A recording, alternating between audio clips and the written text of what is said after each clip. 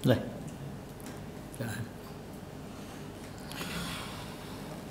Assalamualaikum warahmatullahi wabarakatuh. Innal hamdalillah nahmaduhu wa nasta'inuhu wa nastaghfiruh wa na'udzu billahi min shururi anfusina wa min sayyiati a'malina. May yahdihillahu fala mudilla lahu wa may yudlil fala hadiyalah. Asyhadu an la ilaha illallah wahdahu la syarikalah wa asyhadu anna Muhammadan 'abduhu wa rasuluh. Allahumma salli ala Muhammad wa ala ali Muhammad kama sallaita ala Ibrahim wa ala ali Ibrahim wa barik ala Muhammad wa ala ali Muhammad kama barakta ala Ibrahim wa ala ali Ibrahim fil alamin innaka Hamidum Majid. Amma ba'du. Kita masih bab yang kelima, bab tafsirut tauhid wa syahadati an la ilaha illallah. Muka surat 83 dah. Firman Allah Ta'ala ba'da a'udzu billahi minasyaitonir rajim. Bismillahirrahmanirrahim. Wa idh qala Ibrahimu li abihi wa qaumihi innani bara'um mimma ta'budun illa alladhi fatarani fa innahu sayahdin. Dan ingatlah ketika Ibrahim alaihi salam berkata kepada ayah dia dan kaumnya. Ayah dan kaumnya adalah mad'u kepada Nabi Ibrahim ataupun kaum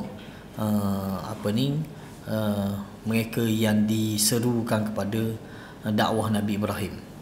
Sesungguhnya aku berlepas diri, bara'ah kita panggil tak, berlepas diri dari apa-apa yang kalian sembah kecuali Tuhan yang menjadikanku.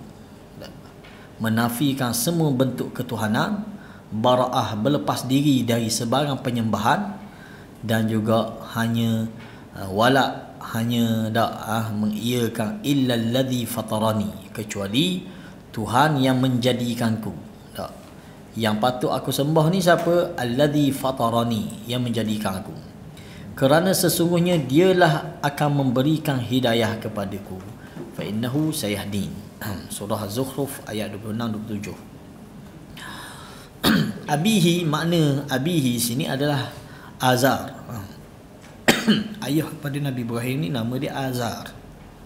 Azar, itu ayah dia. Ada setengah geng-geng habis dia kata ni bukan ayah dia. Dia kata Azar ni pak saudara dia. Sebab dia nak mengiyakan pandangan dia yang mengatakan bahawa semua mak ayah nabi-nabi ni semua Muslim. Dia kata semua Muslim. Jadi orang takwil, orang kata dah ayah Nabi Ibrahim. Dia kata tu bukan ayah, itu pak saudara, dia kata. Nak dakwa boleh kita kata, tapi datangkan satu dalil, satu bukti bahawa itu betul pak saudara. Sebab dalam Quran jelas menunjukkan Azar ni ayah dia. Tak, ayah Nabi Ibrahim. Dan ayah Nabi Ibrahim bukan Islam. Tak, dia mati dalam keadaan kufur. Dia antara penentang ajaran tauhid yang dibawa oleh Nabi Ibrahim. Samalah juga mak ayah Nabi kita sallallahu alaihi wasallam. Kita beriman dengan apa yang Nabi sebut di dalam hadis sahih Muslim, yang Nabi kata ayah dia dan juga ayah seorang sahabat kedua-duanya dalam neraka disebabkan tidak Islam. Tidak sempat menerima seruan tauhid, seruan dakwah yang dibawa oleh Nabi. Kalau pendapat dia tak selari dengan Quran, dia tak setuju kata Azan ni, guana dikeluarkan dia. Kita tak boleh lagi kata dia ingkar pada ayat Quran sebab dia masih guna takwil. Isu takwil ni bermasalah sikit. Takwilan, kalau takwilan yang ada sandaran, takwilan yang memang ada takwil daripada Nabi, tak ada masalah lah. Tapi bila takwilan yang jauh ni yang berisiko sikit lah. Tapi tak boleh kita terus kita kata orang siapa-siapa yang kata Azar ni bukan ayah Nabi Ibrahim maka dia kafir kerana menolak ayat Quran. Tak boleh sampai tahap tu lah. Tapi ada masalah lah. Ada masalah. Sebagaimana takwilan batil yang lain lah. Takwilan sufi pada ayat-ayat, takwilan Asy'ariyah pada ayat-ayat sifat Allah. Begitu juga takwilan Syiah. Kadang-kadang dia tanpa sumber, dia takwil semata-mata takwil. Dia orang dalam bab takwil ni kata takwil asal salah dulu guna kalimah takwil juga. Tapi takwil di sudut salaf maksud dia tafsir. Takwil di sudut mutaakhirin ni, khususnya Asy'ariyah dan sebagainya, maksud dia menukar maksud asal, maksud hakiki kepada maksud yang lain. Itu takwil yang difahami. Kan puak-puak dia kata, Nabi pun buat takwil kata, tu Nabi doa ke Ibn Abbas, Allahumma faqihu fid din wa 'allimhu ta'wil. Tu dia kata takwil.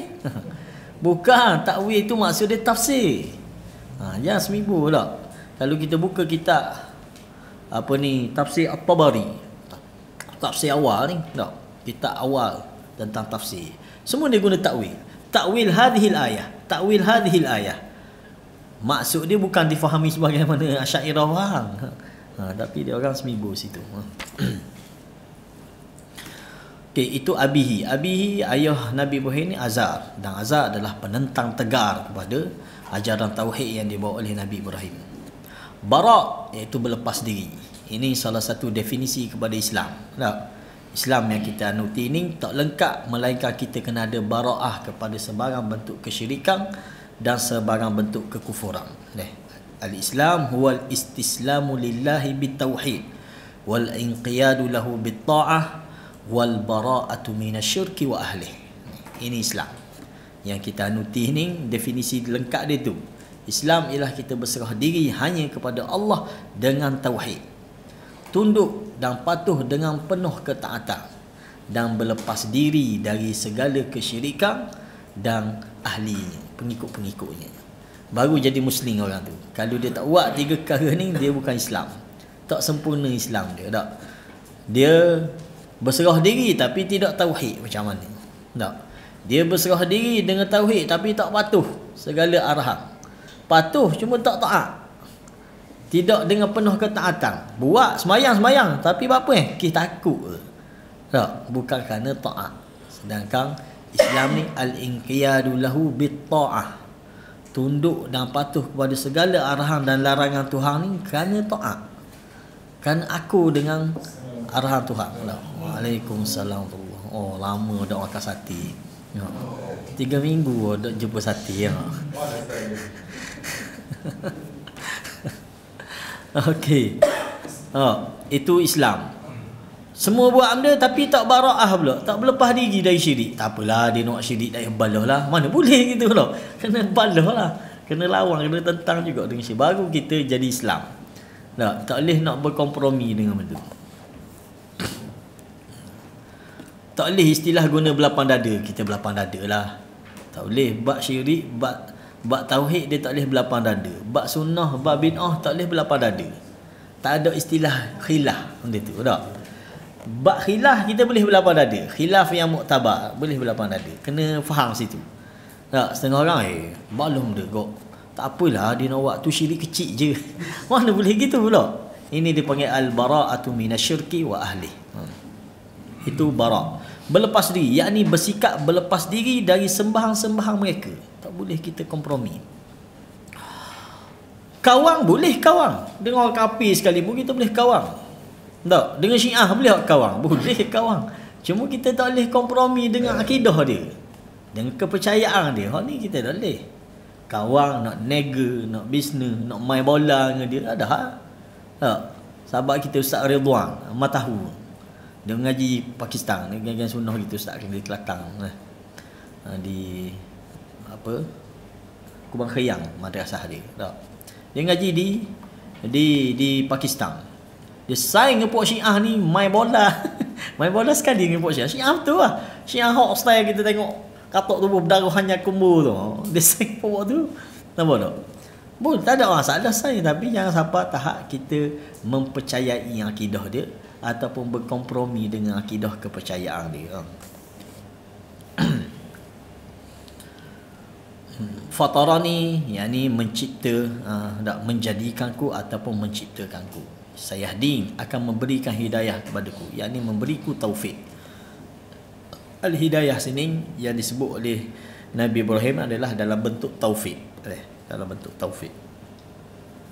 Makna umum kepada ayat ini, dalam ayat ini Allah mengkhabarkan kepada kita bahawa Rasul dan Khalil iaitu Nabi Ibrahim alaihissalam telah mengkhabarkan kepada ayah dan kaum dia bahawa beliau berlepas diri dari semua sembahan-sembahan mereka kecuali sembahan yang esa, iaitu Allah yang telah menciptakan beliau dan kuasa memberikan taufik untuk beliau, dan hanya di tangannya kuasa mendatangkan manfaat dan menimpakan mudarat. Ini apa yang kita fahami daripada ucapan Nabi Ibrahim kepada ayah dia dan juga kepada kaum dia. Faedah-faedah yang kita boleh ambil daripada ayat ni, pokok agama para nabi adalah satu, iaitu tauhid. Semua nabi-nabi seruang dia adalah ani'budullah wajtanibut taghut. Hendaklah kamu mentauhidkan Allah dalam ibadah dan tinggalkan segala bentuk sembahan selain daripada Allah. At-taghut ialah sembahan selain daripada Allah. Terang-terangan dengan kebenaran adalah di antara sifat-sifat para rasul. Kena clear kita dalam bab ni. Tak, dalam bab manhaj kita kena clear bahawa tauhid, sunnah. Tak boleh kita nak berlembut dalam isu tu. Tak boleh kita istilah berlembut. Benda khilaf kita boleh berlapang dada. Khilaf yang muktabar. Tak, kita berlapang dada. Kita tak balah dalam perkara khilaf. Yang kita balah bila orang mempromosikan perkara bid'ah, ni kita kena balah. Tak. Bila orang mempromosikan syirik, tak, syirik besar ataupun syirik kecil, ataupun benda-benda syubhah dalam perkara syirik pun kita tak boleh, kita kena terang-terangan, jelas, tak, biar orang tahu manhaj kita. Ini kaedah semua nabi-nabi. Nabi tak berkompromi dengan benda karut-marut, tak, dengan benda yang bercanggah dengan syariat, dengan benda yang bercanggah dengan tauhid. Wajib mengingkari kemungkaran sekalipun terhadap kerabat dan keluarga yang paling dekat. Ini kita kena faham tak? Nabi Ibrahim beradak dengan ayah dia, tapi tak boleh dengan cara kurang ajar kan? Nabi Ibrahim tetap menghormati ayah dia sebagai ayah. Tapi dalam bab tauhid dia clear, dia jelas. Dia balah dengan ayah dia dalam bab ni. Tak? Belah-belah dia balah, dia panggil ayah dia ya abati. Ya abati ni bahasa paling lembut sekali. Bahasa Arab ni banyak panggilan ayah ni. Faham? Dia ada abi, dia ada abah, dia ada. Tak? Dia ada abati. Hak paling tinggi sekali ucapan dia abati. Ada pun walid, agak tak panggil gitu ayah benarnya. Cuma orang Melayu kita ni dia ambil mana? Memang dah bahasa Arab walidi tu ayah. Tapi agak dia tak panggil ayah dia walid. Tak panggil gitu. Dia istilah, dia bahasa. Orang tanya, aina waliduk? Mana ayahmu? Walidi fil bait. Gitu bahasa dia. Ada pun dia panggil ayah dia walid. Tak tahu kita. Setakat kita tahu, baik di Mesir, tanya member-member ngaji Mesir pun tak ada istilah gitu panggil ayah walid. Memang nama dia ayah. Maksud dia ayah. Tapi dia bahasa sahaja. Ada pun bila dia panggil, sama ada abuya. Tu ada. Abuya. Kalau belah ada maut dia jadi abui dia panggil. Bui. Abuya. Tu dia panggil ayah dia. Abi. Bahasa standard ramai-ramai panggil abi lah. Ataupun abah. Abah tu bahasa Arab. Faham? Tapi translate kod Terengganu jadi abah. Di Kelantan baru jadi agak abah. Terengganu dia panggil abah. Bahasa sebenarnya bahasa Arab abah ni. Dan hak paling tinggi abati. Ya abati. Fatimah pun panggil Nabi kita Muhammad sallallahu alaihi wasallam ya abati. Ya abati. Maksud dia kita terima wahai ayah kesayanganku. Wahai ayah kesayanganku. Belah-belah gitu, tapi bab tauhid dia tetap langgar ayah dia. Tak, dia tetap lawang apa yang difahami oleh ayah dia. Itu Nabi Ibrahim alaihissalam. Wajib bersikap anti terhadap syirik. Tak boleh buat gurang syirik. Tak? Apa bahasa, apa bahasa kita siap boleh buat nasyid lagi tak? Apa ni? Arithni ya Rasulullah. Ni benda barang tak boleh buat main. Kita kena anti benda ni. Kena jelaskan kepada orang supaya orang faham bahawa benda tu salah. Benda tu membahayakan dari sudut tauhid seseorang. Yang kelima, penjelasan bahawa kaum Nabi Ibrahim AS juga menyembah Allah, akan tetapi mereka mempersekutukannya. Hak ni jarang orang faham. Tak. Orang beranggapan kaum Nabi Ibrahim ni tak percaya Tuhan. Tak. Dia sama macam masyarakat jahiliah dulu. Dia beriman kepada Allah. Dia percaya bahawa Allah adalah zat yang maha agung. Tapi di samping Allah ada ilah-ilah lain. Hak ni masalah dia. Yang ilah-ilah ni siapa Wali lah. Tok wali. Tak. Orang keramat. Malaikat. Dan macam-macam beseng lah. Yang dianggap kabel-kabel yang boleh menghampirkan dia kepada Tuhan. Tuhan Allah ada tak? Mana bukti? Dalam ayat sana lah. Nabi Ibrahim kata, innani bara'um mimma ta'budun illa alladhi fatarani. Makna ilah sini benda ada dalam tu juga. Orang tak kecuali benda tak ada. Dia kecualikan benda dalam sembahan dia juga. Kaum Nabi Ibrahim ni sembah Allah dan sembah ilah-ilah yang lain di samping Allah.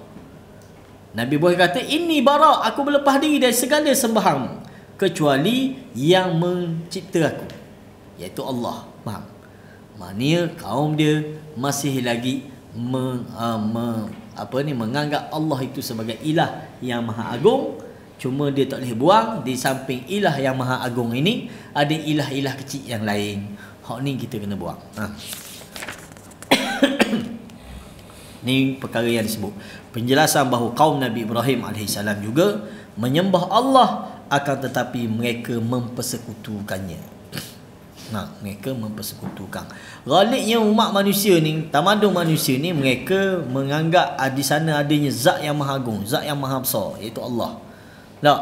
Tapi di samping Allah, dia ada ilah-ilah yang lain yang dianggap yang boleh menyampaikan doa dia, yang boleh mendatangkan keberkatan dalam hidup dia, yang dia boleh diguna sebagai perantara, tak, tawassul kepada ilah yang agung, zat yang maha agung.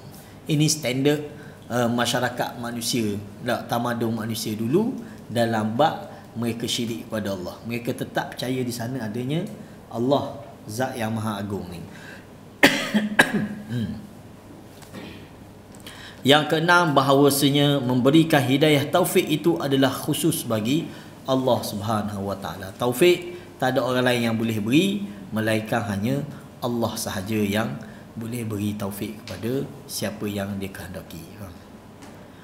Hubungan ayat ini dengan tajuk kita, ayat ini menunjukkan bahawa tauhid seseorang tidak sah kecuali jika dia bersikap berlepas diri dari penyembahan kepada segala sesuatu selain Allah. Bila kita kata selain Allah ni, masuk pula ke orang sembah patung ke, orang puja pokok ke, orang puja tok wali ke, orang puja kubur keramat ke, masuk pula ke? Tak.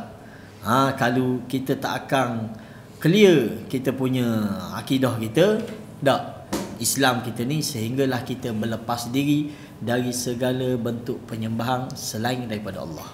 Tak, segala bentuk tempat kita minta berlindung selain daripada Allah, kita berlepas diri. Ada orang dia minta berlindung dengan siapa?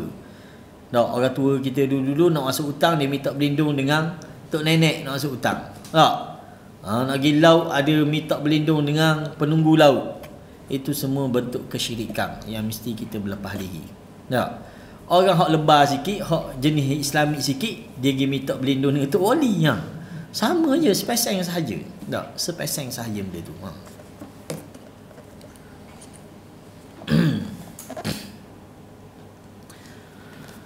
Habis firman Allah yang kedua, yang ketiga, ittakhadhu ahbarahum wa ruhbanahum arbaban min dunillah. Allah kata, wal masih ibn maryam wama umiru illa liya'budu ilahan wahida la ilaha illahu subhanahu amma yusyrikun. Itu ayat yang seterusnya berkaitan dengan tajuk ni. Mereka menjadikan orang-orang alim. Tengok, ni siapa ni? Allah tuju ayat ni kepada kaum Nasara, Kristian. Tak, mereka menjadikan orang-orang alim dan rahib-rahib mereka sebagai Tuhan-Tuhan selain Allah. Sampai sekarang berlaku gitu lagi, khususnya agama Nasara lah. Tak, mana-mana padri-padri dia yang dianggap keramat, yang dianggap hebat ni dijadikan sebagai, tak, dijadikan sebagai perantara dengan Jesus, dengan apa, dijadikan patung dan sebagainya. Mereka menjadikan orang-orang alim dan rahib-rahib mereka sebagai Tuhan-Tuhan selain Allah. dan juga Al-Masih putera Maryam. Padahal mereka hanya diperintahkan menyembah sembahan yang Maha Esa, iaitu Allah. Tidak ada Tuhan yang berhak disembah kecuali Dia. Maha suci Dia dari apa yang mereka persekutukan. Bila Nabi baca ayat ni kepada satu rombongan, dia panggil apa rombongan? Abdul Qais. Tak. Bila mari temu dengan Nabi ni, rombongan dia ni padri. Dia ni asal Kristian lah. Tak. Mari bila Nabi baca ayat ni, dia menafikan ayat ni. Dia kata kami tak pernah sembah padri-padri kami, dia kata. Kami tak ajar puja padri-padri kami, dia kata. Lalu Nabi sebut, tidakkah kamu, padri-padri kamu menghalalkan apa yang Allah haramkan dan mengharamkan apa yang Allah halalkan, kamu iya kan?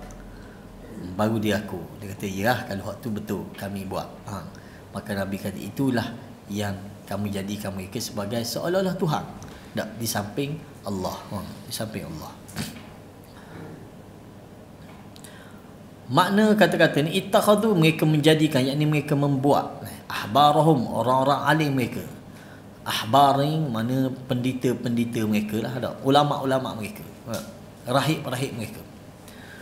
Ruhbanahum, rahib-rahib mereka, yakni ahli-ahli ibadah mereka. Ahbar lain, ruhban lain, tak? Ahbar ni tok alim dia, orang alim di kalangan Nasara, ahbar dia panggil. Ruhban ni rahib, dia dah alim, tak lebar. Jenis duduk di gereja tak. Dan galiknya hari ni, geng-geng padri ni, dia tak lebar lah kita iktibar. Sebab kadang-kadang padri ni dah alim pun tentang kitab. Dah alim. Hak alim kitab ni, geng Nasara ni profesor-profesor. Hak tu pengkaji. Ada pun hak jenis duduk gereja ni kadang tu kan, kalau kita tengok debat antara siapa lu, Tok Guru Zakir Naik ni, Ahmad Didat. Kan terak buat dia, tak ada air tak tu langsung, tak ada tandingan langsung dengan Ahmad Didat dulu. Padri-padri dia kan. Sebab padri dia tak kaji pun tentang Bible dia. Dia hanya baca ikut dang dia je dia baca tak. Sedangkan Ahmad Didat dia mari sebutir-sebutir ni dalam Bible ni, dalam Bible ni kan. Okey. Itu ruhban. Dan ruhban ni lah hak paling banyak buat bid'ah di dalam agama Kristian. Tak? Mereka lah yang mereka siapa tahap dak nikah, siapa tahap macam-macam pesan yang dia buat. Tak? Itu semua adalah bid'ah yang direkakan oleh ruhban. Sebab ruhban dak ngaji kitab. Orang dak ngaji kitab ni yang reka benda lain, je karam benda lain.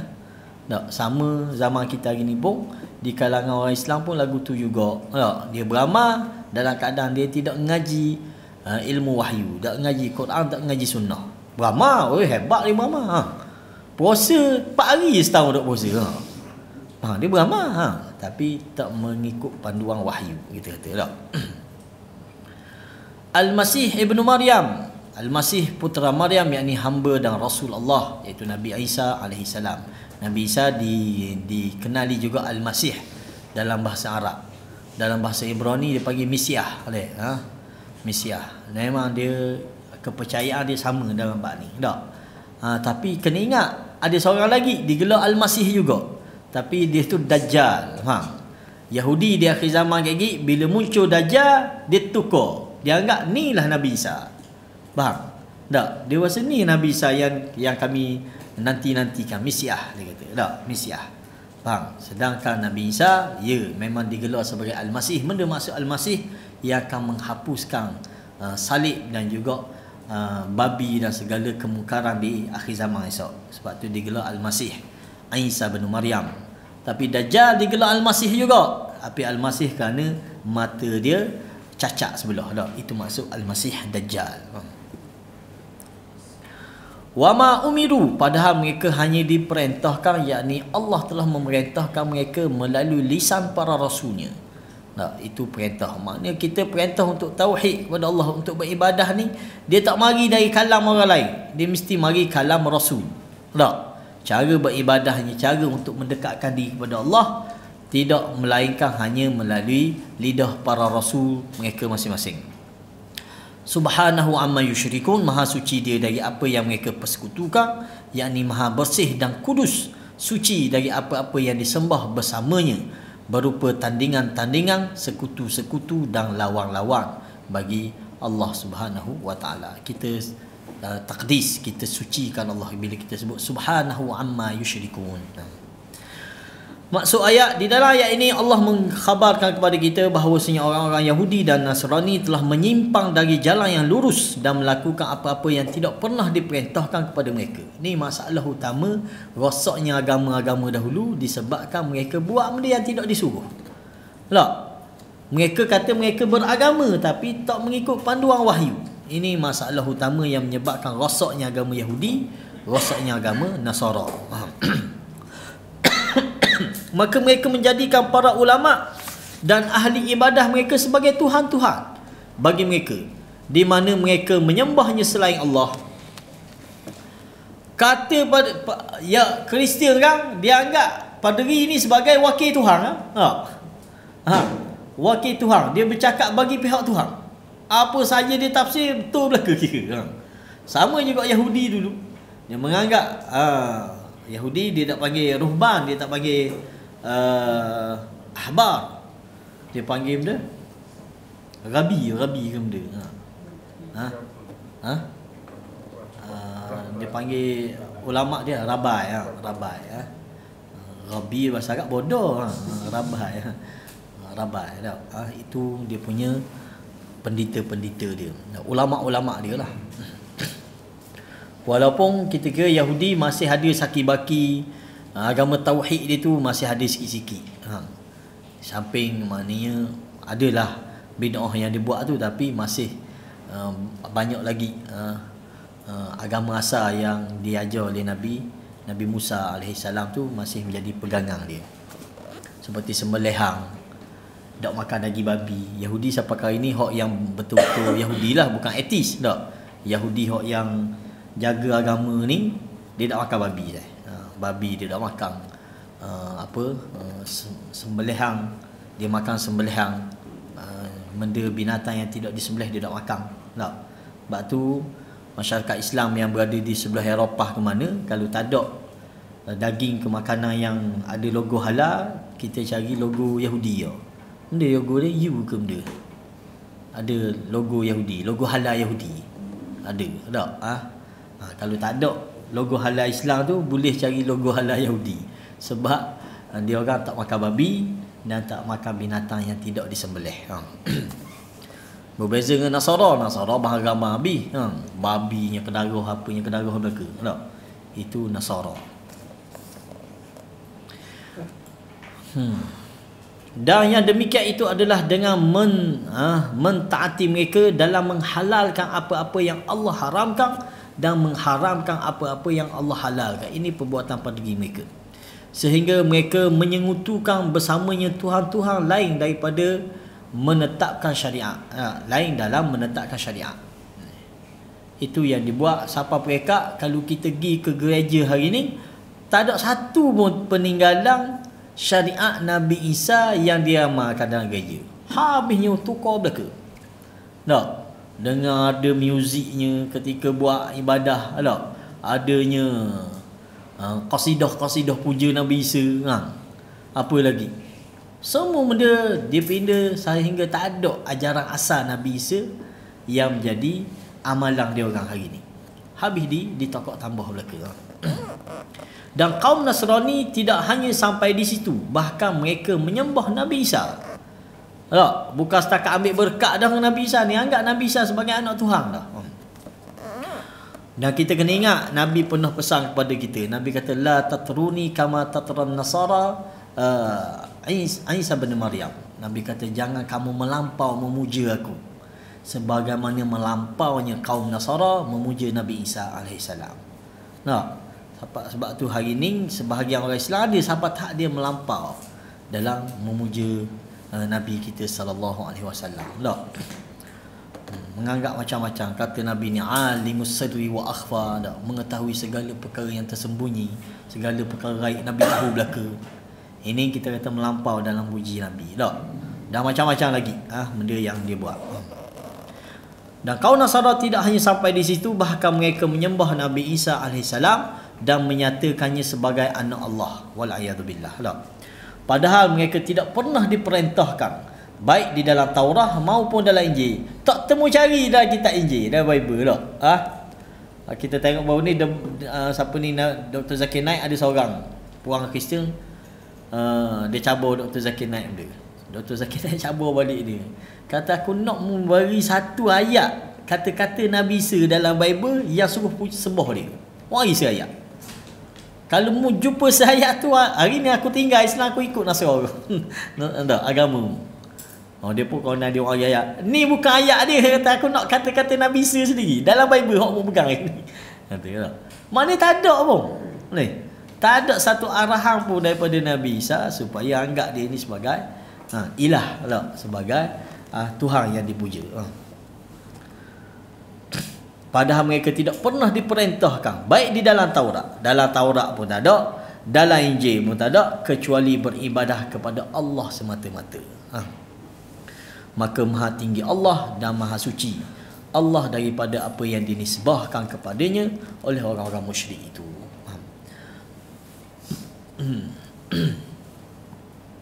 Faedah-faedah yang dapat kita ambil: taat kepada selain Allah dalam menyelisihi hukum-hukumnya termasuk bentuk kesyirikan kepada Allah. Ni benda-benda awal. Fadil Tok Guru kita balik dulu kan. Isu kafir ni, isu ni asalnya kan. Tak? Dan memang isu ni bukan Tok Guru reka. Dia ada dalam kitab siapa ni, Said Hawa. Said Hawa, dia ada satu kitab dia, tajuk dia Al-Islam. Dalam tu disenaraikan, tak silap kita ada 10 perkara-perkara yang membatalkan Islam seseorang. Salah satunya dia tak berhukum dengan hukum selain daripada hukum Allah. Dan benda ni clear tak? Tapi bila hari negara kita ni, isu dia perlembagaan lah tak? Isu dia perlembagaan, maka memang timbul sungguh isu ni tak? Memang timbul orang yang berhukum selain daripada hukum Allah. Dia reba dengan hukuman lain selain pada hukum Allah. Tak? Tapi bila buat kajian, bila dah ada di kalangan pengamal-pengamal undang-undang yang duduk dalam faham dia orang, tapi live ni kan, barulah temu sebenarnya perlembagaan ni masih terikat dengan ada tafsiran pada agama tu. Islam sebagai agama persekutuan ke benda tak dalam perlembagaan. Maknanya masih duduk bahkan ke, cuma cara orang tafsir saja yang berbeza tak. Maknanya walaupun katalah satu hari lagi mana-mana parti pegang kerajaan ni, dia tetap dia akan pegang perlembagaan tu juga. Yang dianggap perlembagaan British buat apa, tapi dalam perlembagaan tu masih ada clause Islam tu, masih boleh ditafsirkan sebagai, sebab Islam yang difahami adalah agama. Dan agama ni dia bukan hanya bab cegah nikah kahwin bab benda tak. Dia agama keseluruhan kehidupan, termasuk dalam pemerintahan. Situ tafsiran orang-orang set-set undang-undang macam kapasing apa, dia tak tafsir gitu lah. Dia tafsir ikut hak dia faham lah. Sebenarnya Islam ad-din. Kita jelas itu baik clear. Jadi ini termasuk dalam benda yang boleh membatalkan Islam seseorang dan boleh dianggap kesyirikan apabila benda dia berhukum dengan hukum selain daripada hukum Allah dalam kehidupan dia. Taat kepada selain Allah dalam menyelisihi hukum-hukumnya termasuk bentuk kesyirikan kepada Allah, sebagaimana yang dilakukan oleh Nasara dulu. Tidak ada ketaatan kepada makhluk dalam maksiat kepada Yang Maha Pencipta. Tak ada. La ta'ata lil makhluk fi maksiatil khaliq. Ini hadis Nabi. Tak boleh kita mentaati makhluk dalam bermaksiat kepada al-khaliq, iaitu Allah yang mencipta makhluk. Suatu amal tidak dianggap amal saleh kecuali setelah terpenuh padanya 2 syarat. Ingat kita semua ni, bila nak beramal, apa saja amal, semayang ke, puasa ke, zikir ke, nazar ke, apa saja amal, dia kena ada 2 syarat ni. Pertama syarat dia ikhlas kerana Allah, satu. Baru amal ni diterima. Kita pagi-pagi disunatkan berdoa tak? Supaya diberi kepada kita ni benda wa amalan mutaqabbala. Ya Allah, berilah tak, kami minta kepadamu amal yang diterima. Macam mana amal nak diterima? Kena ada dua syarat ulama tak. Pertama, ikhlas kerana Allah. Segala amal yang kita buat, kita puasa ke, kita semayang ke, kita zikir ke, kita ngaji ke, kita ngapal Quran ke, tak, mesti ikhlas kerana Allah. Tu syarat pertama. Cukup? Tak cukup lagi. Dia kena ada syarat kedua pula, iaitu mengikuti Rasulullah dalam amal kita. Mu nak semayang, ikut cara Nabi semayang. Jangan ikut cara orang lain. Baru semayangmu mu ikhlas, mu ikut cara Nabi, semayangmu diterima. Mu nak puasa, ikut gua ni cara puasa Nabi. Hari benda Nabi puasa, hari sunat gua ni Nabi puasa. Puasa wajib gua ni Nabi buat. Gua ni nyawa Nabi, gua ni buka Nabi. Tak? Ikut cara Nabi dan ikhlas dalam kita puasa, maka amal ni diterima. Mu nak zikir, tengok gua ni Nabi zikir. Lepas semayang gua ni Nabi zikir. Pagi gua ni Nabi zikir. Petang gua ni Nabi zikir. Nabi nak masuk rumah dia zikir Nabi baca. Nabi nak keluar rumah dia zikir Nabi nak baca. Mu jangan pakai orang lain. Tak? Dan mu ikhlas dalam zikir-zikir yang membaca sana ni, maka diterima amal. Begitulah kita qiyas dalam semua amal yang kita nak buat. Faham? Jadi dua syarat. Ingat kita nak buat benda-benda dua syarat ni je, barulah amal kita diterima. Ikhlas kerana Allah dan ikut cara Nabi kita sallallahu alaihi wasallam dalam apa sahaja amal yang kita nak buat. Tidak ada predikat maksum bagi para ulama. Kita tak boleh letak para ulama ni, kang dia ulama dak, kang dia buat salah, tak boleh pakai buah ni. Tak boleh pakai. Sebab para ulama tak terlepas daripada kesilapan. Sebesar mana pun dia. Tak. Tapi bila kita kata dah mu, dah kamu tak salah. Imam Syafi'i salah, mu tak salah. Lah dak gitu, kita pun ada kesalahan lah. Tapi Imam Syafi'i pun kita kata tak boleh terlepas dari, tak boleh kita kata dia Imam Syafi'i kira betul belaka. Kalaulah gitu, tak, kalaulah kita faham lagu tu Imam Syafi'i, asal pandangan Imam Syafi'i betul belaka, maka tak perlu lagi wujud mazhab yang lain. Tak, perlu dihapuskan ataupun dimansuhkan mazhab Maliki, mazhab Hambali, mazhab Hanafi. Dah apa? Sebab Imam Syafi'i dia betul belaka. Tak boleh gitu tak?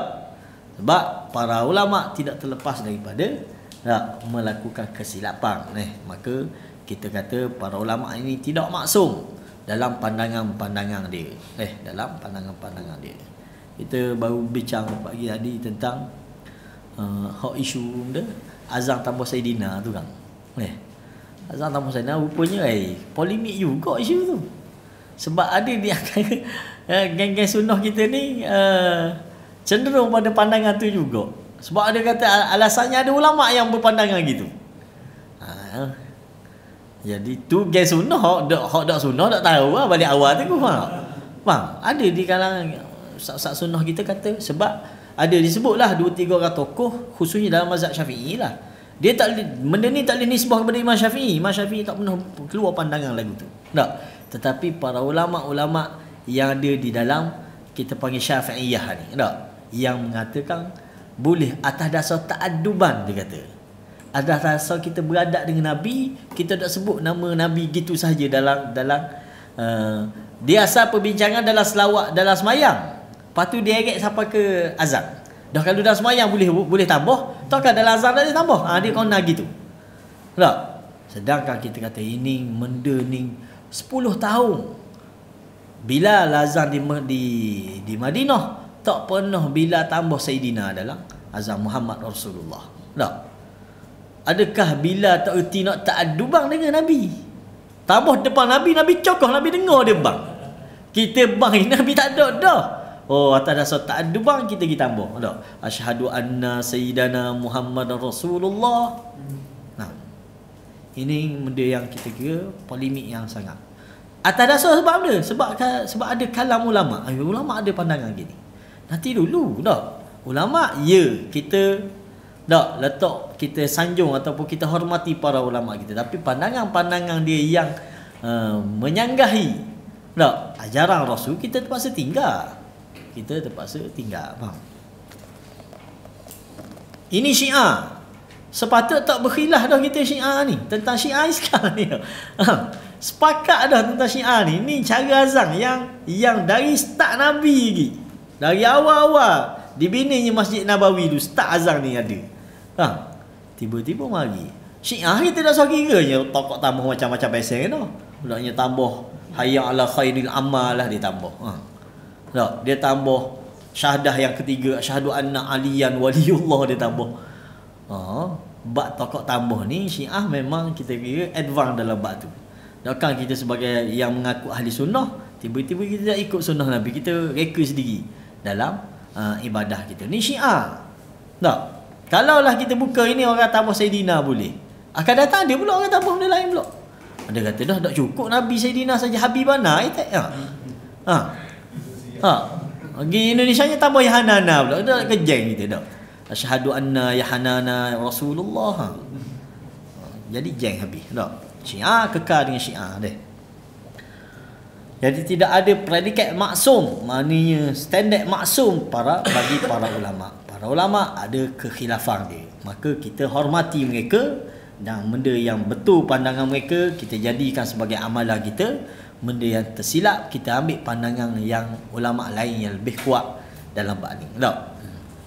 Tanpa kita menghina ataupun merendahkan standard dia sebagai seorang ulama.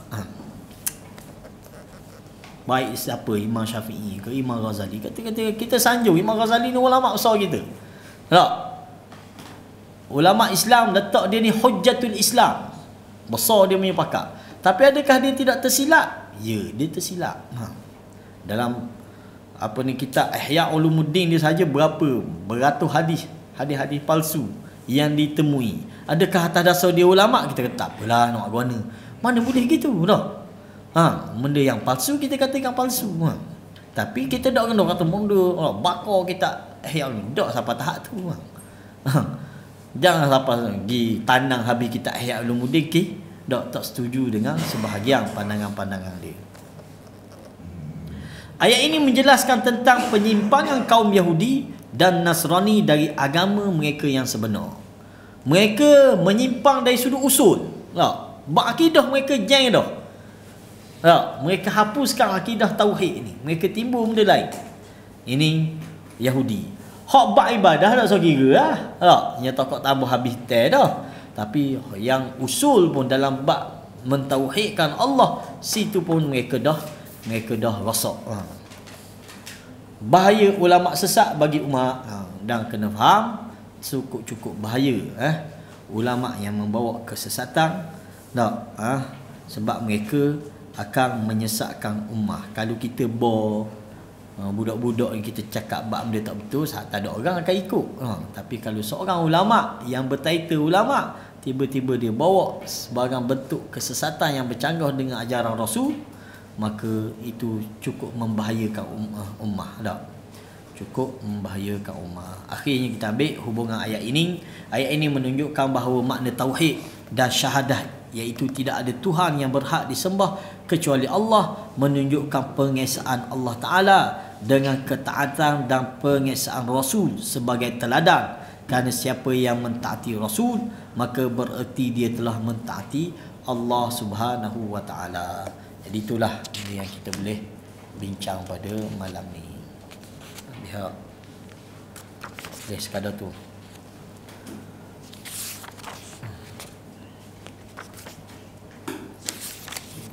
Panjang kat bab ni. Sikit lagi, ada 2 ayat lagi bab ni. InsyaAllah. Sekadar ada benda-benda nak dibincangkan. Sebenarnya hadis baru orang Yahudi sebenarnya kena makan orang kafir. Masih sebahagian ulama kata masih boleh makan sembelihan dia dan boleh mengahwini wanita-wanita dia. Kafir lain apa? Kafir lain boleh. Tak ada istilah agama samawi, hanya 2 ni sahaja, Yahudi dan juga Nasara, yang kita boleh makan sembelihan dia dan juga kahwini wanita-wanita dia. Tak? Tapi dibincang juga Yahudi mana, Yahudi asal ke Yahudi gitu juga Nasara, ada dibincang lah. Tapi pandangan antaranya Dr. Yusof Qaradawi punya pandangan, sampai hari ini masih kita boleh kahwin. Alasan dia, hujah dia, sebab kalau nak kata rosak Yahudi Nasara ni, bila dia start rosak? Zaman kita baru dia rosak. Ke bila dia start rosak? Dia start rosak apabila Nabi kita dibangkitkan. Dia tak terima kenabian Nabi tu, rosak dah agama dia. Faham? Sebab bila Nabi kita dibangkitkan, Nabi kita jadi Nabi sahaja, termasuk habis dah agama Yahudi, agama Nasara. Mana-mana orang yang penganut agama Yahudi dan penganut agama Nasara tidak dikira beriman sehinggalah dia beriman dengan Nabi. Dia ikut Nabi, baru dia kira beriman. Baru diterima amal dia. Maka situ rasa dah. Tapi masa tu turun ayat mengharuskan kita makan sembelihan dia dan juga kahwini wanita dia. Faham? Jadi Dr. Yusuf Qaradawi kata sama je. Dulu pun dia sesat dah, dia salah dah. Zaman kita pun sama juga. Tapi atas dasar dakwah, Islam mengharuskan kita kahwini wanita dia. Bukan sebaliknya. Tak. Jatang dia tak boleh nikah lah dengan puan kita tak. Puan Muslim. Kita seorang lelaki atas qawam kita dan juga atas dakwah, kita boleh kahwini dia. Walaupun dia masih kekal dengan agama Yahudi dia. Tak. Itu pandangan lah. Tapi Nasara gitu ada sebelah ke tak? Masalahnya. Yahudi ya, memang masih dia menyembelih binatang. Masih dia menyembelih binatang. 2-3 bab Yahudi yang maknanya dia masih jaga tradisi. Bab kahwin, bab sembelih, bab kematian. Kalau kita tengok upacara kematian dia, beraluh. Beraluh macam orang Islam lah. Akaknya, mandinya muda. Nampak? Itu Yahudi.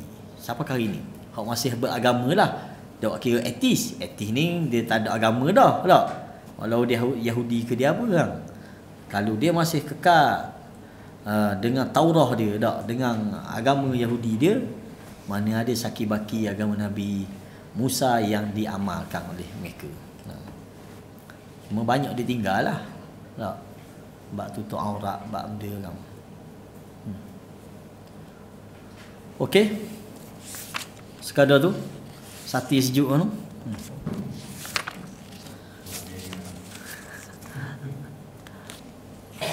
Ada benda-benda lain lagi. Dia kata Nasara ni dia agama dia boleh kata kira bab macam dulu kan. Yahudi Nasara dia ikut dia jalan daripada Bani Israil kan. Jadi macam kalau macam ni, kalau macam orang bukan Yahudi, bukan keturunan Yahudi, tapi dia Nasara. Macam keturunan macam US ada kelompok yang ada dia macam memang dia ikut betul. Maknanya dia sampai kepada dia tak boleh ada telefon pun tak boleh. Memang dia jaga dia ni. Dia betul tu dia ada Nasara kita boleh difahami tak? Nasara. Sama je Yahudi dengan Nasara sama je. Cuma bab gitu saat ni, bab adakah Yahudi asal? Yahudi bukan keturunan. Kalau Nasara tak ada istilah keturunan. Nasara tak ada dah. Nasara dia dah liberal dah bab ni. Nasara dah liberal dah. Yahudi masih mana kekal dengan keturunan. Dia agama dan dia keturunan. Kecuali Yahudi Yaman. Yahudi Yaman ni dia bukan asal kau. Tapi dia kira benda Arab yang mengikuti agama Yahudi. Tu campuran dah kalau dia Yaman lah. Tapi dia iktibar dia Yahudi lah. Sampai kali ni masih ada. Walaupun berapa 1% ke berapa peratus dia Yaman. Lepas perang ni tak tahu ada kedok lagi. Dulu masih ada. Kita dang naik taksi kita dak Yahudi. Belah-belah Yahudi tapi pakai tudung Allah tu opuang kita. Dak tutup habis dia. Sebab tradisi kan, sebab tradisi. Jadi bab hukum sebahagian ulama kata kekal sampai kali ni lah. Cuma khilafnya Yahudi asal ke Yahudi hak yang mengikut ajaran. Sama juga Nasara. Nasara memang dia dah meluas, tak? Meluas. Itu wallahu a'lam. Pernah dengar lah di Amerika ni ada Nasara yang masih mentauhidkan Allah. Dia punya gereja pun lain, pelik sikit. Kita dah ingat dia punya mazhab dia. Tapi katanya ada walaupun dia minoriti. Dia minoriti. Wallahu alam. Kita keluar kan. Terus lagi dia tak beriman dengan Nabi. Terus Nabi kata baik jin baik manusia. Dia betul kira ahli kitab ke tak ni? Ha? Dia kira bawa ahli kitab ke? Ahli kitab. Ahli kitab dalam Quran ni tuju kedua kumpulan ni, Nasara dengan Ya, Yahudi. walaupun dia ni dia ahli kitab dia bukan keturunan dia cuma menganut saja. Masih dikira. Masih dikira ahli kitab. Ha. Pondok asli. Pondok asli. Tak ada dah Nasara memang tak ada hak asli lah. Di Mesir pun. Dia bukan Yahudi. Dia keturunan Qibti. Di Mesir. Tapi dia dikira diiktibar Nasara asal. Dia kira di Mesir. Kita temu yang salah pergi Mesir tengok pakai jubah semua tu. Gatus sebeh tekuk yang risalah cium tangan tu. Pakai piyah, dengan jubah. Sebeh tekuk. So sebeh dia lebih kurang dengan orang Kelantan tu, lebih kurang sebeh dia. Yang salah cium tangan tu memang Nasara. Dia punya pendeta dia, ulama dia. Wallahualam. Okey, sekadar tu. Subhanakallahumma wa bihamdika asyhadu an la ilaha illa anta astaghfiruka wa atubu ilaik. Assalamualaikum warahmatullahi wabarakatuh.